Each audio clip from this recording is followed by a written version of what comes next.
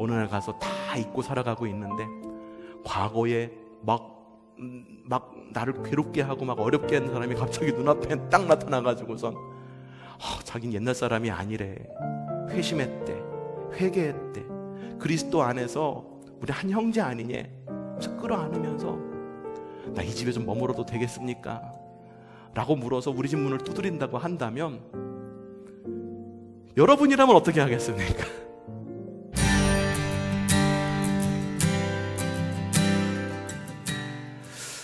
초대교회에 성령 임재가 있은 이후에 교회는 엄청나게 크게 부흥을 합니다. 사람들도 늘었고요, 그들의 영적인 부흥도 엄청나게 크게 일어납니다. 교회가 성장함에 따라서 사역도 함께 커지게 됩니다. 처음에 몇 사람 안 됐을 때는 서로가 서로만을 알면 됐고, 서로가 서로의 가정도 잘 알고 숟가락도 잘 알고 젓가락이 몇 개인지도 잘 아는 그런 공동체였습니다만, 성도의 수가 늘어나면 늘어날수록 사역의 범위도 점점 커져 갔습니다. 당시 예루살렘에는요, 남편을 여의고 홀로 살아가는 여인들이 꽤 있었습니다. 왜냐? 이스라엘 백성들은 디아스포라 민족이라고 이야기를 하죠. 전 세계에 흩어져 살았습니다. 바깥에서 살던, 외국에서 살던 유대인들이 남편을 여의고 이제 혼자 싱글로 된 여성들 혹은 남성들이 예루살렘 안에 들어와서 사는 경우가 많았습니다. 특별히 과부라고 불려지는 이 여성의 경우에는 굉장한 사회적 그늘에서 살았습니다.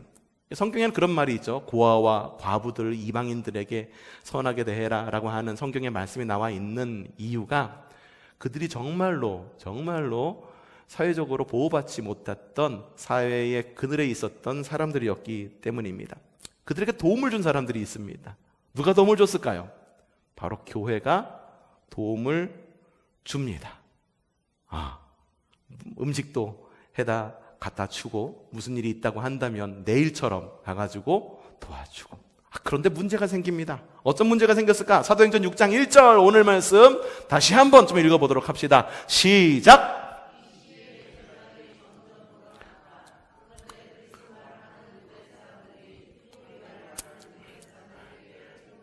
요거 잠깐만 비춰주세요. 자, 그리스 말을 하는 유대 사람들이 히브리 말을 하는 유대 사람들, 두 가지 부류가 있었다는 건 언어가 다릅니다. 어떤 언어? 어떤 부류는 그리스 말을 하는 유대 사람, 또 어떤 부류는 히브리 말을 하는 유대 사람. 왜 이렇게 달랐을까요? 앞서 말했지만 외국에서 살다 돌아온 싱글들, 과부 혹은 호라비. 이게 과부 호라비라는 말이 왜 이렇게 좀 거북스럽게 느껴지지? 배우자를 잃은 그런 분들 같은 경우에 외국에서 살아왔을 때는 어떤 말이 유용할까? 그들이 늘 외국에서 쓰던 말, 외국에서 살다 왔으니 우리말도 좀 점차 잊어져 갔겠고, 그래서 영어를 쓴다거나 일본어가 쓴다거나. 이 당시 사람들은 그리스 말, 로마 시대에는 그리스 말이 그 중동 지역에 널리 퍼져 있었기 때문에 그리스 말을 하는 유대인들, 영어를 하는 한국 사람처럼 그런 유대인들이 히브리 말을 하는 유대 사람, 이 사람들은 어떤 사람일까? 애초에 그곳에서 뿌리박고 살은 바로 그 사람들. 그러니까 외국에서 살던 사람들이 들어와갖고 도움을 받고 안에 있었던 사람들도 도움을 받았는데, 외국에서 온 사람들이 그 안에 내부에 있었던, 원래 뿌리 잡고 살고 있었던 바로 그 유대 사람들에게 불평을 막 터뜨립니다. 왜 불평을 터뜨리느냐? 다음 절 읽어보죠. 시작! 이것은 자기네 과부들이 날마다 구워 음식을 나누며 받는 일에 소홀히 여김을 받기 때문이었다. 설마 누구는 더 주고 누구는 덜 주고 이랬겠습니까? 근데 사람이라고 하는 것이 아무래도 좀 마음 가운데 외로움이 있고 마음 가운데 허한 마음이 있으면 아무래도 피해의식을 좀 갖게 되는 것 같습니다. 그래서 외국에서 살다 오신 분들이, 야, 우리 외국에서 살다 왔다고 우리 홀대하는 거야? 니들 여기 북박이라고 니들만 더 많이 나눠갖고 그러는 거야? 라고 말하면서 교회 내에서 싸움이 일어난 거예요. 어떻겠습니까? 그 초대교회를 이끌어가던 사도들, 예수님의 제자들이 그걸 갖다가 잘 마무리 져야 되는데 이것도 하고 저것도 하려고 그러니까 일이 너무 많아지는 거예요. 말씀도 준비해야 되고, 성도들 간에 싸우면 그것도 잘 마무리 지어야 되고, 마당에 풀 나면 풀도 뽑아야 되고, 커피도 내려야 되고, 못도 해야 되고, 해야 할 일이 너무 많은 거예요. 그래서 어떻게 했냐 하면 사도들이 이야기합니다. 여보십시오, 우리가 주님의 말씀을 전하는데 전념하겠습니다. 대신에 여러분들 가운데에 목양과 섬김을 위한 누군가를 좀 세워줬으면 좋겠어요.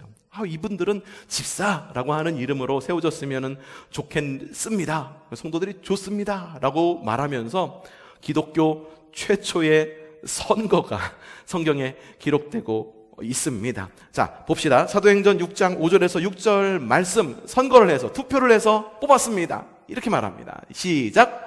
모든 사람이 이 말을 좋게 받아들여서 믿음과 성령이 충만한 사람인 스데반과 빌립과 브로콜, 니가도르와 디몬과 안디옥 출신의 이방 사람으로서 개종한 니골라를 뽑아서 사도들 앞에 세웠다. 사도들은 기도하고 그들에게 안수하였다. 어떤 사람을 뽑았다고 그랬습니까?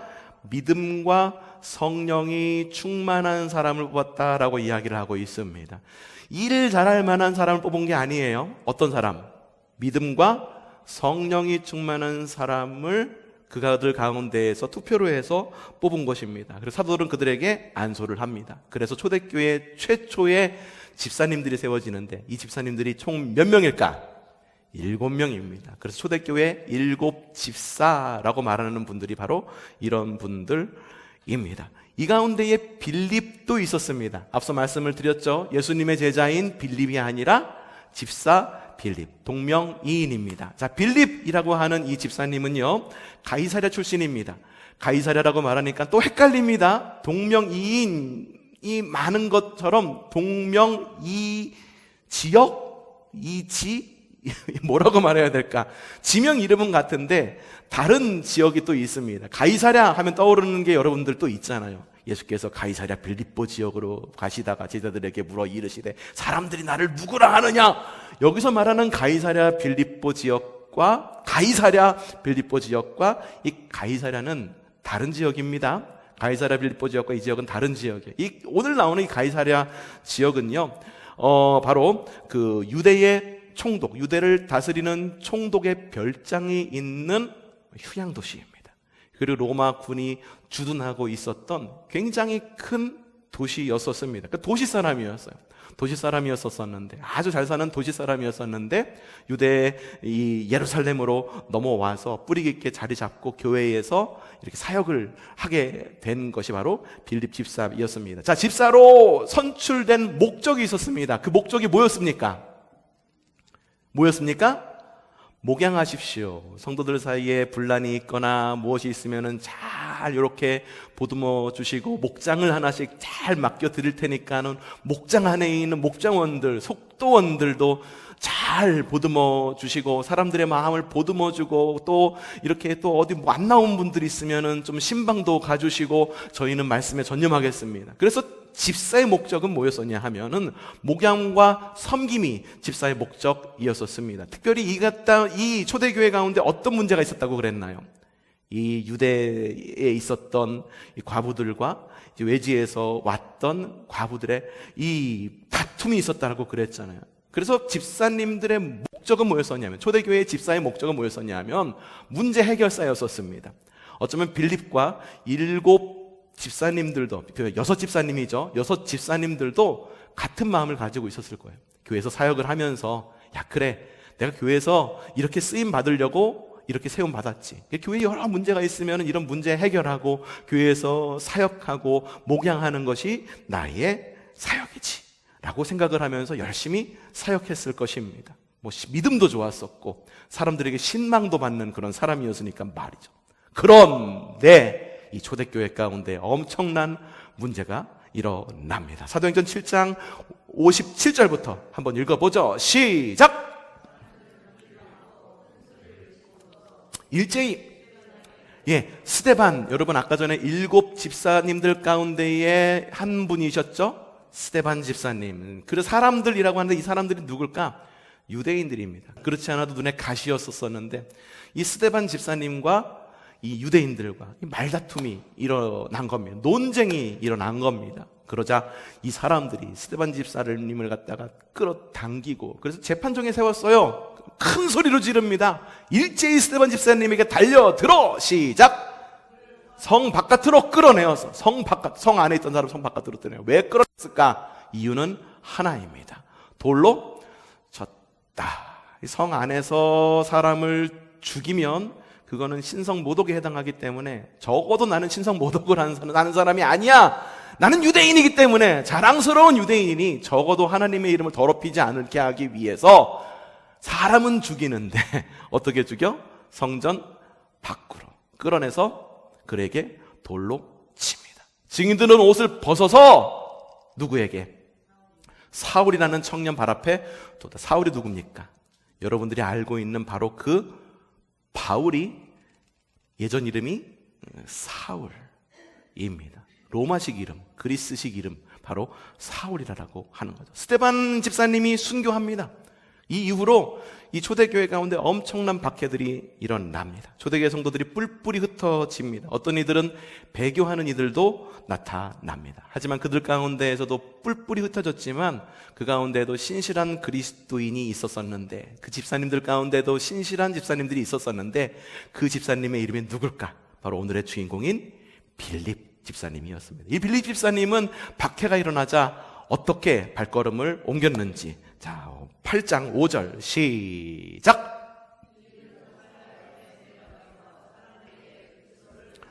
야, 잠시 띄워놔 주세요. 빌립은 어디로 갔다고 그랬습니까? 사마리아로 갔습니다. 빌립은 유대인입니다. 그쵸? 유력한 유대인입니다. 부자 동네에서 이사해 왔습니다. 유대인들은요, 사마리아 땅을 너무 싫어했습니다. 싫어한 이유 여러분들 잘 알고 계시죠? 사마리아는 북이스라엘에 속한 땅이었었고, 북이스라엘은 아수르의 침략을 받으면서 혼합적인 문화와 그리고 사람들의 혈통이 다 섞였어. 그러니까는 유대인들, 예루살렘에 있는 유대인들이 사마리아 사람을 보았을 때, 아우 저것들, 혈통도 지키지 못한 저 이방 사람도 못한 사람들이 하면서 손가락질하면서 천박한 사람이다라고 말했던 그 사마리아 땅에게 가서 무엇을 했습니까? 사람들에게 그리스도를 선포하였다. 집사가 불림 받은 이유는 뭐라고 그랬습니까? 집사의 목적이 뭐라고 그랬습니까? 사람들을 목양하고 문제를 해결하는 것이 원래의 사역이었습니다.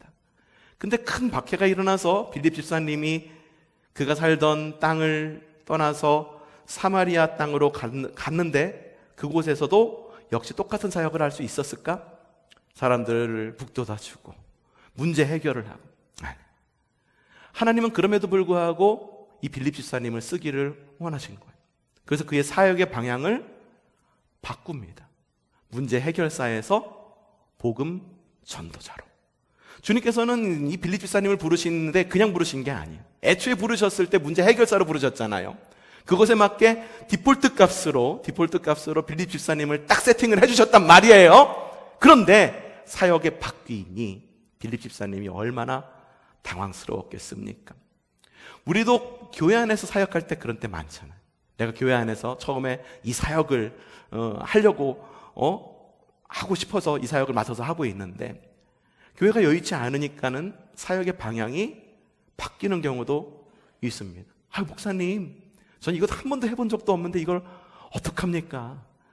전 원래 소명이 문제 해결을 위해서 부름 받은 사람이지 복음을 전하려고 제가 부름 집사로 세움받은 거 아니지 않습니까? 이거 어떡합니까, 목사님? 어쩌면 빌립 집사님도 그렇게 이야기하실지도 모릅니다. 그래서 주님께서 어떻게 하셨는가? 8장 6절에서 8절 말씀 시작! 빌립이 행하는 표징을 듣고 보면서 무엇이 있다고 그랬어요? 표징이 있다라고 그랬어요. 어떤 표징이었는가 봅시다. 이것은 귀신 들린 많은 사람에게서 악한 귀신들이 큰 소리를 지르면서 나갔고, 많은 중풍병자와 고침을 받았기 때문입니다. 주님께서 부어주신 능력이 또 있습니다. 뭐였습니까? 빌립이 기도하니 악한 귀신이 떠나가고, 또 병을 고치는 하나님의 능력을 하나님께서 부어주신 거예요. 그래서 그 성은 어떻게 됐다? 큰 기쁨이 넘쳤다. 그 성이 어디입니까? 사마리아 성에는 큰 기쁨이 넘쳤다라고 성경에 기록하고 있습니다. 하나님은요, 빌립을 재무장시키십니다. 새롭게 하십니다. 그래서 마술사 시몬을 비롯해서 많은 이들을 전도합니다. 그의 딸이 4명이 있었었는데 하나님께서 놀랍도록 그 4딸에게 성령님을 부어주셔서 예언의 능력으로 그들을 전도자로 또 사용을 하십니다. 이후에 또 어떤 일이 있었느냐? 성령님의 인도하심을 따라서 예루살렘을 거쳐 가사로 가던 중에 누군가를 만나게 되는데, 사도행전 8장 27절 말씀 시작! 마침 에티오피아 사람 하나를 만났다. 그는 누구였냐? 에티오피아 여왕 간다게의 고관으로 그 여왕의 모든 재정을 관리하는 이 넷이었는데, 이 넷이가 어떻게? 그는 예배하러, 그러니까는 이 사람의 마음 가운데 누가 있었던 거예요? 이 흑인이었을 거예요. 아프리카 사람이었기 때문에 흑인이었겠죠. 인종은 달랐지만 그 마음 가운데에 하나님에 대해 알고 싶은 마음이 있었던 거죠. 그래서 예루살렘으로 예배하러 왔다가 돌아가는 길에 마차에 앉아서 예언자 이사야의 글을 읽고 있었다. 이 글이 무슨 말이었냐 하면은 이사야 선지자가 한 이야기가 그거잖아요. 이제 우리에게 올 메시아에 대한 이야기를 이사야 선지자가 하셨죠. 메시아에 대한 이야기를 읽고 있었던 거예요. 그래서 묻습니다. 빌립이 이게 무슨 일입니까? 근데 내 성경을 읽고 있는데 당연히 유대인 맞아요? 맞습니다. 이 성경을 읽고 있는데 이 메시아라고 하는 분이 누굽니까? 그러니까 빌립이 이때다 싶으니까 이 메시아라고 하는 분이 누구냐 하면은 우리를 위해서 십자가를 지시고 돌아가시고 사흘 만에 부활하셔서 지금 하늘에 계신 누구? 예수 그리스도십니다 라고 이야기를 합니다. 그래서 어떻게 하느냐? 빌립은 마차를 세우게 하고 내시와 함께 물로 내려가서 그에게 세례를 주는 그런 놀라운 역사를 이루게 됩니다. 이후에 이 빌립은요, 아소도 지역 그리고 여러 지역을 돌아다니면서 복음을 전하다가 노년에는 고향 가이사랴에서 전도자의 삶을 살아갑니다. 앞서 말씀드렸죠? 빌립의 고향이 어디였다? 가이사랴였었다. 그래서 고향으로 돌아가서 그곳에서 복음 전도자의 삶을 살았다 라고 하는 것이 빌립 집사님에 대한 이야기입니다. 자, 다시 한번 물어보겠습니다. 빌립이 집사로 뽑힌 목적이 뭐라고 그랬습니까? 문제 해결을 위해. 그렇죠? 과부들이 있었었는데 두 무리가 싸움이 붙고 그래가지고 그 문제 해결을 위해 7 집사를 세우게 됐다라고 합니다. 근데 중간에 그것이 전부인 줄 알았는데 중간에 변수가 일어나게 됩니다. 스데반 집사님이 순교를 당하고 그리고 대대적인 교회의 박해가 일어나게 되죠. 그로 말미암아 사역의 변화도 일어나게 됩니다. 근데 빌립은 어떻습니까? 야, 내가 처음부터 부름받은 게 이거니까 나 못해요. 나는 처음부터 이게 안 어울리는 사역이었어요 라고 말하면서 그 사역을 내려놓겠습니다 라고 이야기했습니까? 사역의 환경의 변화에 따라서 자신의 사역의 방향을 바꿀 수 있는 유연한 그런 사람이었었습니다. 주님도 역시 그 태도를 보셨죠? 그래서 그에게 성령을 부으시고 그에게 치유의 능력을 주심으로 인해서 해결사에서 전도자로 이렇게 바뀌게 됩니다. 이로 말미암아 스데반 순교 이후에 나머지 5 집사, 그렇죠? 17 집사였었는데 스데반 집사님 돌아가시고 빌립 집사님 그리고 나머지 집사님들의 행적은 성경에서 사라지게 됩니다. 하지만 빌립은 전도자로 그리고 사역의 방향을 바꾸어 가지고 성경에서 계속 기록되고 있는 것을 볼 수가 있습니다. 전도자라고 하는 이름 별거 아닌 것 같잖아요. 성경에서 전도자라고 불리운 사람은 딱 2명밖에 없습니다. 하나는 빌립 집사님, 또 하나는 바울이 아들처럼 여기면서 그래서 감옥 가운데에서 마지막으로 보기를 원했던 바로 그 디모데. 이렇게 2 사람만이 복음 전도자 그런 호칭을 부여받게 됩니다. 전도자라고 하는 말은요, 평신도이지만 사도 같은 사역을 하는 사람을 전도자라고 불렸습니다. 그런데요, 그렇게 자신의 어떤 환경의 변화에 따라서 사역의 방향을 유연하게 바꿀 수 있었던 것, 그것도 참 대단하다고 여겨지지만 더 대단한 이야기가 사도행전 저기 끝에 가갖고 발견이 되는 것을 볼 수가 있습니다. 이렇게 빌립 집사님이 고향으로 돌아간 이후에 20년 후 어떤 일이 있었느냐? 고향인 가이사랴에서 있었던 이 빌립 집사님에게 누군가가 찾아옵니다. 사도행전 21장 8절 초반전 말씀 읽어보죠.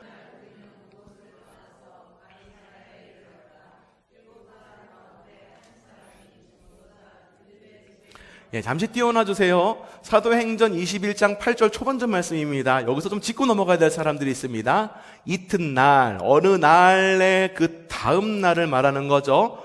우리는 그곳을 떠났다라고 말합니다. 여기서 우리는 누구일까요? 퀴즈! 우리가 누굴까요? 자, 힌트! 사도행전. 사도행전은 누가 지었습니까?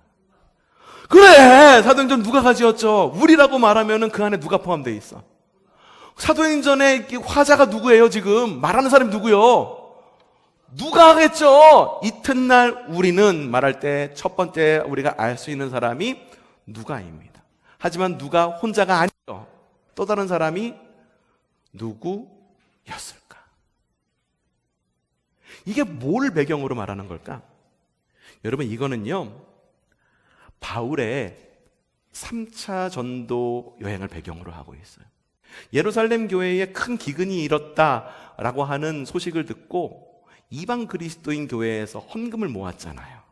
헌금을 들고 예루살렘을 향해서 가고 있었습니다. 사람들이 바울의 발걸음을 잡아요. 바울 선생님, 바울 선생님.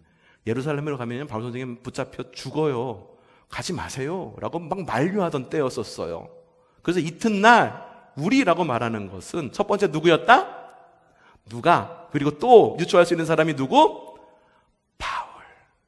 누가와 바울은 그곳을 떠나서 가이사랴에 이르렀다.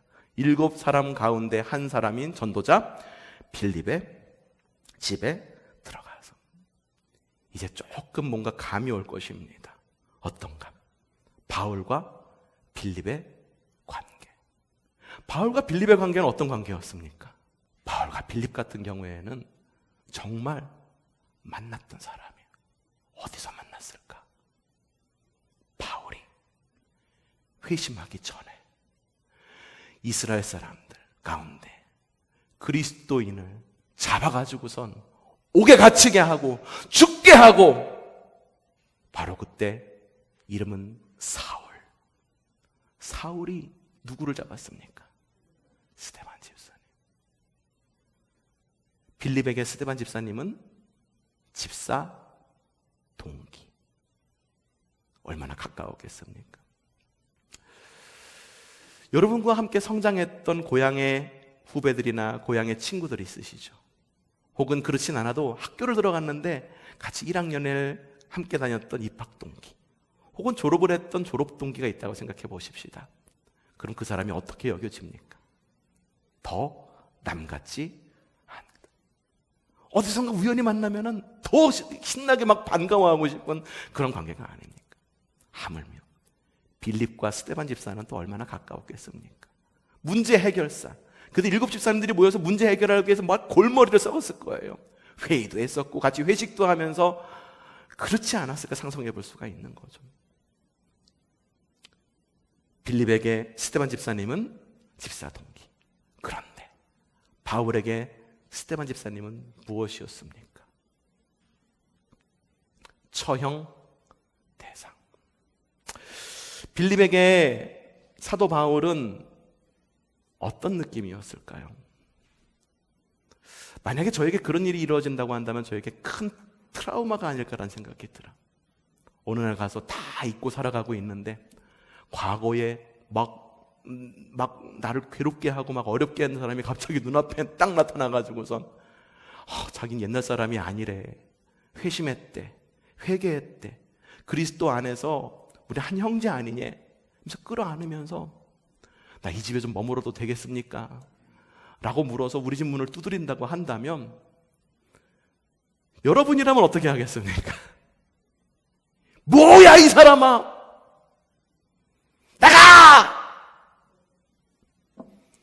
정신 못 차렸지만 하나님, 이래도 되는 겁니까? 저 사람 우리 막 끌어다가 막 죽였던 사람 아니에요. 나한테 그런 큰 상처를 입었던 사람 아니에요. 하나님이 살아계신다면은 저 사람을 심판하셔야죠. 어떻게 저 사람과 내가 지금 한 상에 어울려서 밥을 먹을 수 있겠습니까? 어떻게 저 사람이 회심했다고 와가지고 우리 집에 머물겠다라고 이야기할 수 있겠습니까? 그러지 않겠습니까? 빌립 집사님은 어떻게 반응했을까? 계속 읽어보죠. 21장 8절 후반절입니다. 시작. 그와 함께 머물게 되었다. 며칠 동안 머물렀을까요? 성경에 며칠 동안 머물렀다라고 하는 확실한 날짜는 보여주고 있지는 않지만 수일을 머물렀을 거라고 상상해 볼 수가 있어. 최소 이틀 내지는 3일, 길게는 한 주일, 한 집에서, 같은 밥상에서, 한 지붕 아래서 그렇게 얼굴을 부딪히면서 있었다라고 하는 거죠. 빌립이 어떻게 했습니까? 바울을 내쫓았습니까? 아닙니다. 받아들입니다. 여러분, 우리도 빌립처럼 그렇게 성숙하고 성장을 함께 이루어서 주님의 역사를 이뤄나가기를 바랍니다. 처음에 우리가 부여받은 주님의 사명, 그리고 여러분이 지금 이어가고 있는 그 사명, 앞으로 여러분들이 이어갈 그 사명 다를 수도 있습니다. 그때마다 어떻게 하겠습니까? 안 돼요. 못 해요. 사역 맡기셨을 때 이것만 하면 된다라고 그러지 않았습니까? 근데 저보고 또 다른 일을 하라고요? 저는 못해요. 안 해요.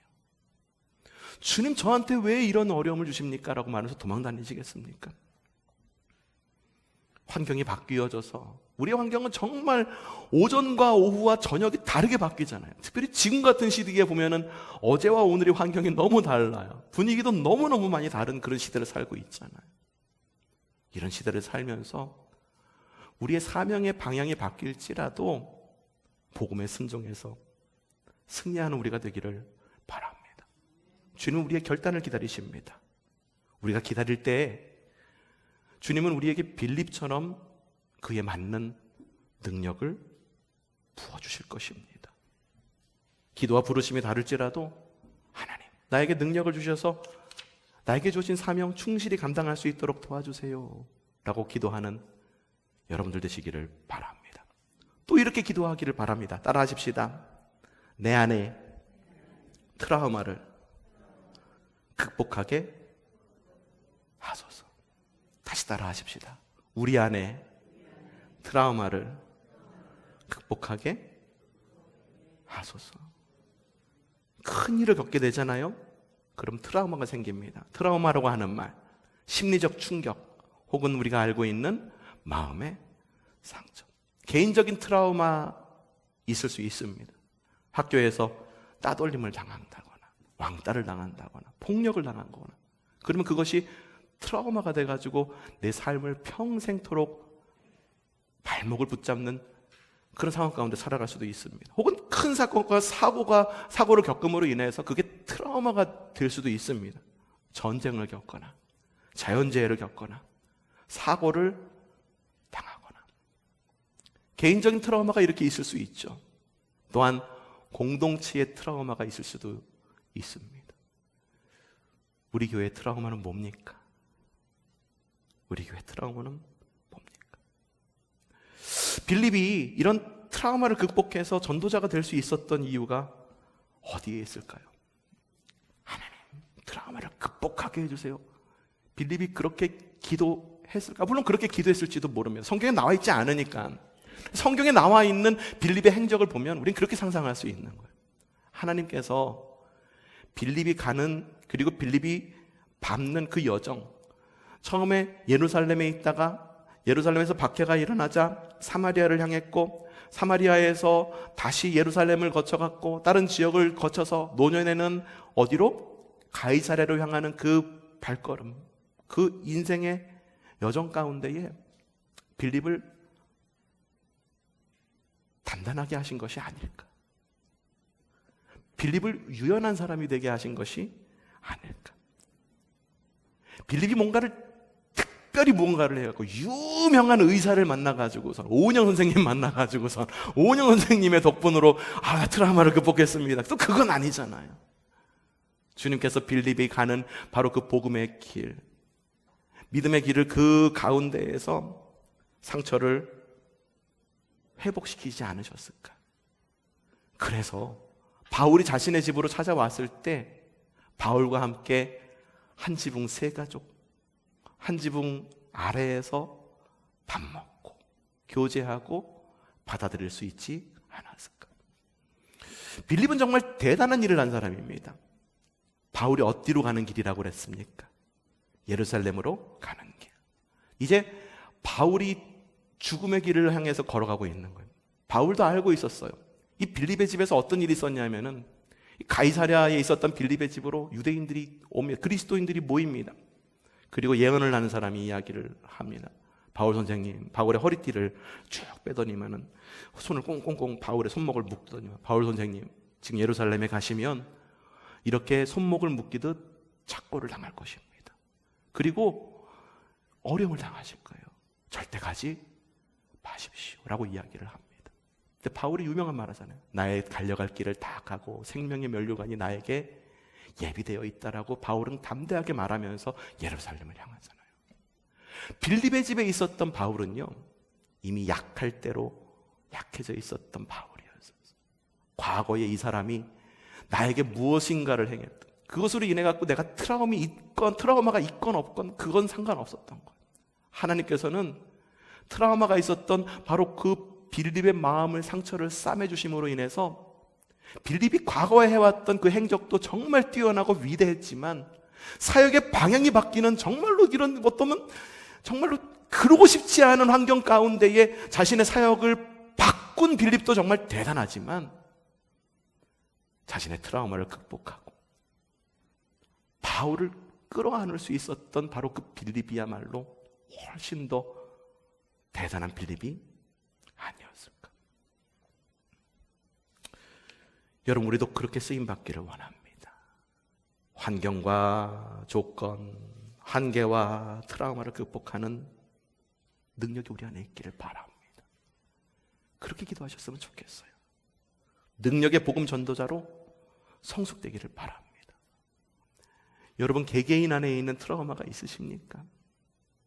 여러분, 그거를 주님의 이름으로 능히 극복할 수 있는 우리가 되기를 바랍니다. 오늘 방문하신 분들도 마음 가운데 어떤 트라우마가 있다고 한다면, 혹은 아픔이 있고 상처가 있다고 한다면, 여러분의 복음의 그 길, 인생의 그 길을 통해서 주님께서 그 마음을 회복시켜 주실 것을 믿어 의심치 않습니다. 그리고 우리 교회 가운데에 싸매어지고 보듬어지고, 그래서 그 마음이 단단하게 될 뿐만 아니라 누군가를 잘 품을 수 있는 보드라운 마음으로 변화되는 저와 여러분이 되기를 주님의 이름으로